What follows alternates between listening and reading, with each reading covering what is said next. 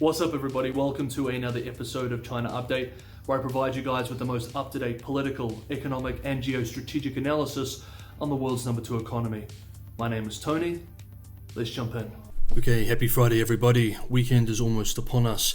First up, let's move through the key economic and financial developments from the last few days.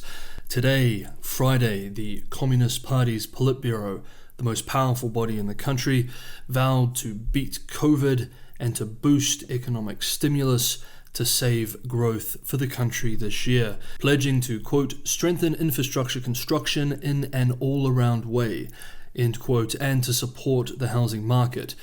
This is a powerful political endorsement of the statements made by the Central Committee for Finance and Economic Affairs meeting on Tuesday of this week, which was also headed by General Secretary Xi Jinping, which backed a large-scale infrastructure investment program with projects ranging from airports to high-speed rail to facilities for AI and cloud computing. If it wasn't clear before, it is now. A huge infrastructure-led stimulus plan will be rolled out this year. The market was happy too, with the China Securities Index 300 jumping almost 3% in afternoon trading today. The Shenzhen Index surged almost 4% with the news too. An infrastructure-led stimulus plan is very much a play from Beijing's traditional playbook, famously or infamously, depending on who you ask, employed by Chinese leaders in response to the global financial crisis in 2008 and 2009. The Chinese economy bounced back strongly back then, and that is also when China started seeing an explosion in its debt-to-GDP ratio. On Wednesday, one day after the original announcement on Tuesday this week, Goldman Sachs observed in a research note, quote, "The Tuesday meeting suggests to us that Chinese policymakers have been increasingly aware of the strong growth headwinds from COVID restrictions and continued property downturn, and thus becoming more determined to ramp up policy easing measures. We believe infrastructure investment should be one key policy lever to stabilize growth." End quote. Other economists are more cautious, pointing out that the biggest barrier to growth this year, aside from the housing crisis, are Beijing's own COVID restrictions and strict lockdowns, which is smashing consumption across the country. And it is not the lack of investment which is the problem. Quote, "An even more forceful infrastructure push would help dampen some of the downward pressures on growth. However, currently, China's COVID policy is the key bottleneck to growth. It will be really hard to get close to 5.5% growth this year without some easing of the COVID stance." End quote. What analysts do agree on, though, is that more debt will be used to fund the new infrastructure projects. This is the last nail in the coffin of government attempts in recent years to rein in heavy reliance on debt for growth. The economic regulators and fiscal conservatives in Beijing have been sidelined well and truly by the national security clique, which advocates for achieving high levels of growth, even if that means wasteful spending and increased leverage across the economy. The net issuance of special local government bonds, which are typically used when the central government pushes local governments to build infrastructure, to date this year has exceeded 35% of the full-year target, already quite high comparatively speaking. Now, of course, we're not surprised by any of this. We remember that Beijing ordered some front-loading at the beginning of this year as a way of counterbalancing the slowdown triggered by the Evergrande crisis last year. Next up, tomorrow we will be doing a deep dive into China's property crisis, but for today there is something small I did want to touch on just quickly while we're discussing the economy. Household confidence in the property sector is at historic lows in Q1 of this year, illustrating why, even with regulatory easing on borrowing, there has been very little recovery, almost no recovery, in household spending in the housing sector. This is a theme we've been looking at over the last few weeks. According to the People's Bank of China, China's central bank, Urban Depositor Survey for Q1, only 6.3% of those surveyed expect, quote, housing prices to rise in the next few months, end quote. In a market which relies on speculative investment, this is a terribly low number. As a matter of comparison, in Q4 of 2021, in the middle of the Evergrande crisis, just as it was blowing up, this number was 16.8%. A year ago, before the crisis, about 25% of the market anticipated immediate price increases in the housing market.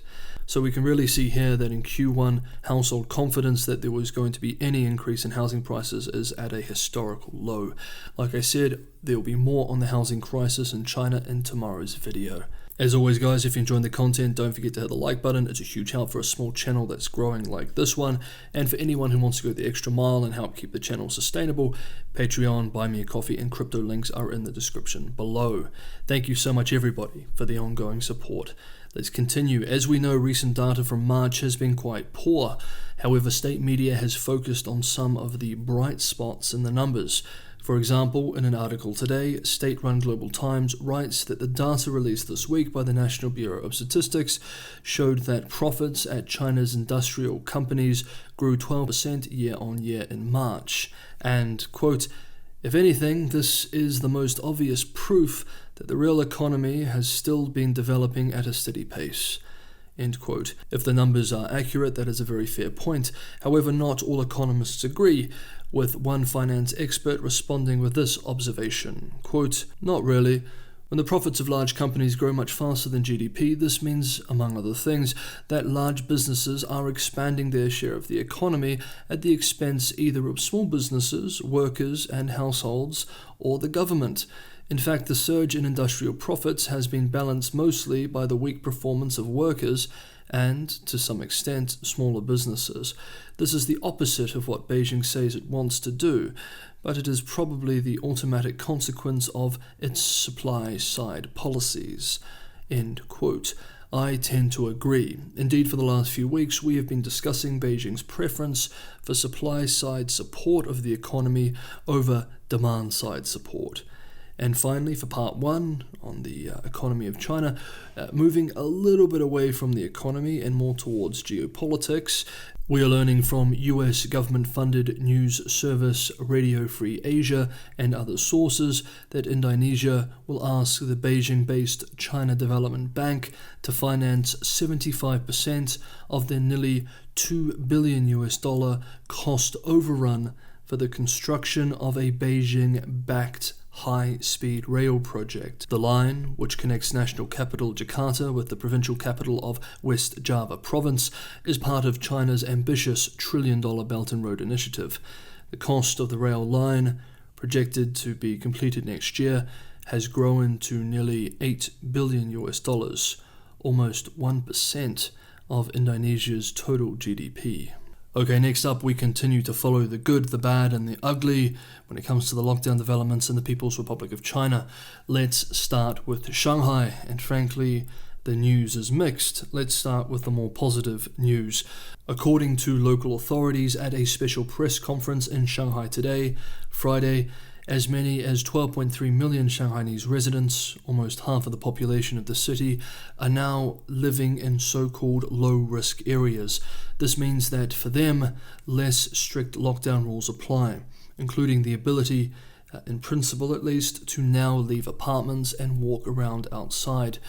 For those residents, this is yet more good news to go with the trend of official daily COVID cases in Shanghai trending downwards this week, following a steep rebound last weekend. Case numbers are almost half what they were a week ago.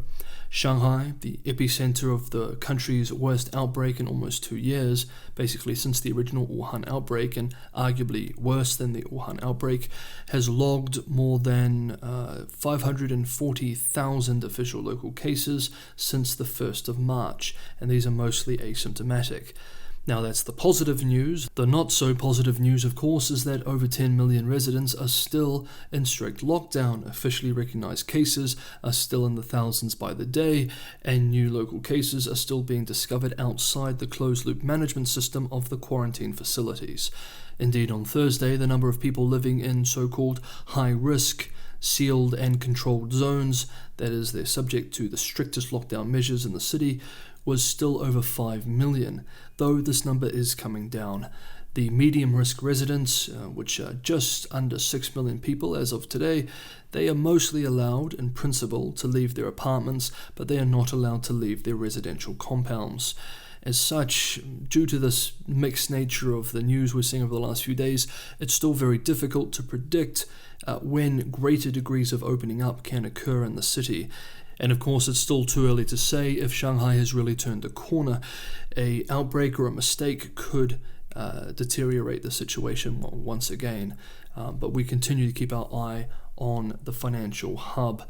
Beijing is still very much on knife's edge too. Authorities announced more restrictions in the capital city at a press conference today, Friday, closing gyms, malls, cinema, karaoke, and even some apartment blocks. Contact tracing efforts have been ramped up too. So far, official case numbers have been rather modest in Beijing, but authorities will be pulling out all the stops to avoid the disaster that Shanghai has experienced over the last month. My sources are telling me that officials believe that Shanghai waited too long to lock down when it was clear that they had to. This suggests that Beijing authorities could be trigger-happy with the implementation of partial lockdowns if they think they need to be. The next few days will be critical, and the virus will not be taking time off to celebrate Labor Day either, even in the largest capital of the communist world. Okay, that is the end of today's episode of China Update. Regular viewers will know that when I end like this, I normally have something extra to say, and indeed I do. There is a update about the channel that I wanted to share with some of you guys. For those of you who are not interested, and you are just interested in the China content, feel free to end the video here. Okay, I just wanted to update you guys on a couple of things to keep you abreast on some of the developments with the channel. It may be the case in the coming months that I have to choose between this channel and my job. I enjoy my job very much. It's very challenging and rewarding, and I've spent years climbing to the position that I currently work in now. But I also very much enjoy making the content and producing the channel for you guys. It's a tremendous honor to have so many of you guys follow what I produce and to read and to discuss what is an incredibly important country in the world today. So I've made the decision that if that ultimatum is presented to me, and it may not be presented, but if it is presented to me, then I will choose the channel. What that means is that I'm accelerating the transition for this channel into a channel that is more financially sustainable. The first step of that was YouTube ads, which have been up for a couple of months now. The second step in that transition was setting up Patreon and other links and mechanisms by which subscribers who are willing and able can support the channel. Now, the third and final step in this transition is to work with sponsors.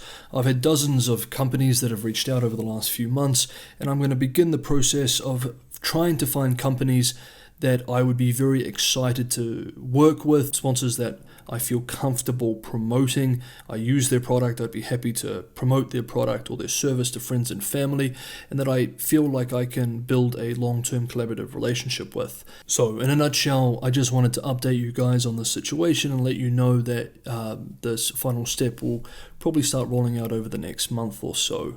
I also want to take this opportunity just to express once again that it's a true honor to be able to put these videos together for you guys. I really appreciate you taking the time to watch. I thank you for all the incredible support over the last few months and for some of you guys the last few years. Wherever you are, I hope you have a good weekend ahead of you, and I will see you all tomorrow.